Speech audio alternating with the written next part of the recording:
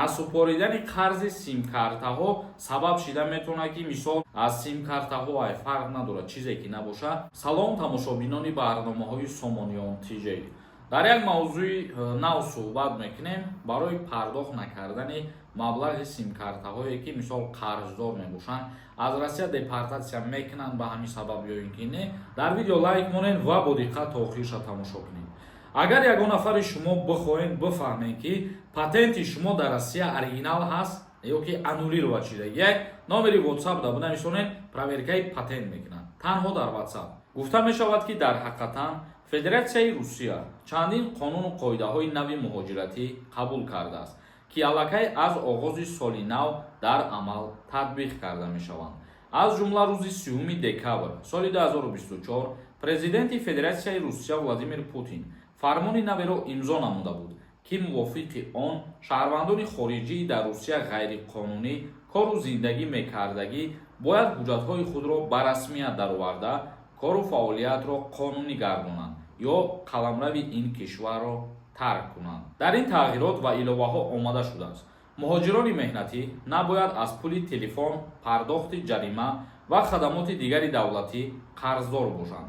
дар акси ҳол аз қаламрави Русия ихроҷ яъне депортатсия карда мешаванд.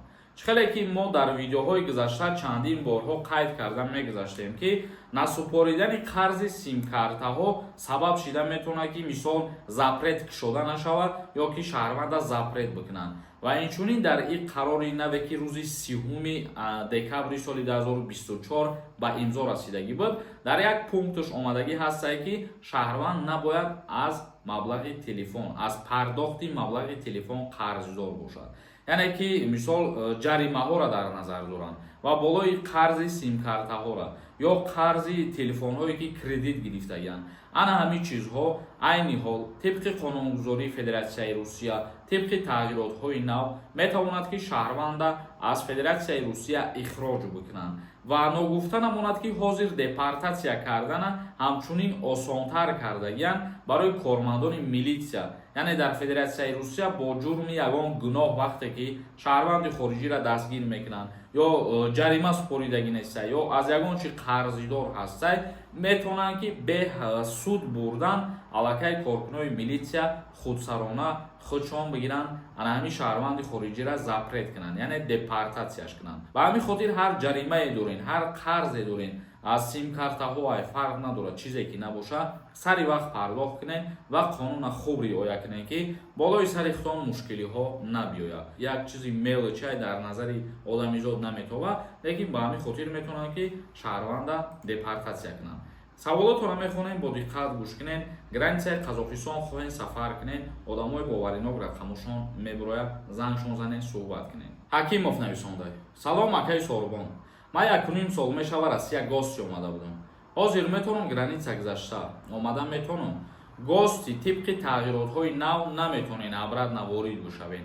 дар як сол шаҳрванди хориҷӣ як маротиба метавонад, яъне 3 моҳ ки истодем баромадед бо 9 моҳ пас ҳуқуқ дорем ки Россия равем.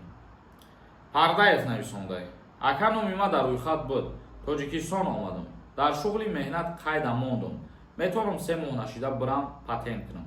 дар шуғли аҳолӣ рафта муроҷиат карда бошед ва тафтиш кардана дар назар дошта бошед, агар бале метавонед ки сафар бикунед ва вақте ки ҳозир бо Россия медароед документҳои худтона ба расмият дароред, яъне ки қонунӣ зиндагӣ кунед ва кор бикунед. як нафари дигар нависонда: бародар, вазорати меҳнат бирем, ака номнавис кунем. барои шаҳрномаҳои корӣ ба хориҷ аз кишвар ана ҳамин шаҳрномаҳо миёни шуғли аҳолии ҷумҳурии Тоҷикистон баста мешавад ва шумо метавонед ки барои ҳар ҷое ки шаҳрнома баста шудагӣ ҳастай кор кардан, сафар кардан бихоҳем, ҳамун шуғли аҳолӣ рафта муроҷиат мекунем. бародар, роҳи қонунӣ қатъи агар ки мисол аз қабул гузаштем равонатон мекунанд. як нафари дигар нависонда ки ассалому алайкум ака, основанияи ЗАГС қатъи РВП ё вид мешавад гирифта. ҳозир тибқи тағйиротҳои нав вақте ки шумо ЗАГС доред то 3 сол дар якҷоягӣ зиндагонӣ накунед, ягон ҳамун ҳуҷҷата ба основанияи ЗАГС гирифта наметавонед. як нафари дигар нависонда: ман як моҳ шидай бирам, мешава ака документҳом 100% буд. бале, документҳо ки 100% бошад метонем бирем. Муратбек нависондаед. Ассалому алейкум. Ман 3 сол мешавад бе документ. 4 низ спискада нестам. То феврал бромадан дар кора ё ин ки не. Бе документ 4 низ спискада набоши агар мисол ин тааллуқ надорам муҳлат барои худат ва ҳар вақте ки хита аз Россия берун баровардани ягон ё дигар сафар карданӣ мешавад, мисол дар таможни контрол метавонанд ки дар вақти баромадан огоҳ мешаванд 3 сол набаромадаи бе документ гаштаи барои ҳамин қадар чиз запрет кардан метавонанд бародар. Анора нависондаед. Ассалому алейкум Солмон. Шумо мефаҳмондед агар депортатон кушода бошад ба сарҳад рафта мешавад, депорт дар Россия кушода шудагӣ. Илтимос ҷавобша медодем. Пешакӣ раҳмат сарбаланд бошем. Хитон проверка карда бошем, дилпирона бошем ки кушода шудагӣ ҳастед. Бале, аврад набуд даромада метавонем. Лекин агар кушода шудагӣ набошад, хубаш рисковат накунед ба хотире ки баромаден дигар вориди Россия шуда наметавонем. Як нафари дигар нависонда: Ассалому алейкум бародар Солмон Сафаров. Сози хубӣ, овозат хаста набошад. Дар мавзӯи як-ду савол додаи бародари азизмон худованд хоста бошад ба қарибӣ мешавад гуфтагии худат. Агар ки тамошо кардиста боши ёзи интизор бошен. Зиндаву сарбаланд бошӣ барои суханои навистагӣ бародар. Як нафари дигар нависонда: Ассалому алейкум акаи Сорбон. Ман 2 фарзанд дорам. Аз хизмат озод шудагим ё ин ки не?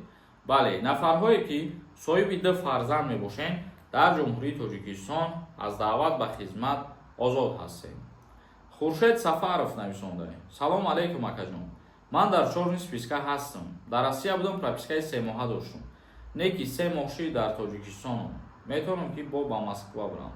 Бале, метавонем. Аз инҷа пас қонунӣ зиндагӣ кунем, документҳоро 100% кунем. Ва ҳамин видеои имрӯзаро ҷамъбаст мекунем. Худованд ҳамаи мо шуморо нигаҳбон бошад.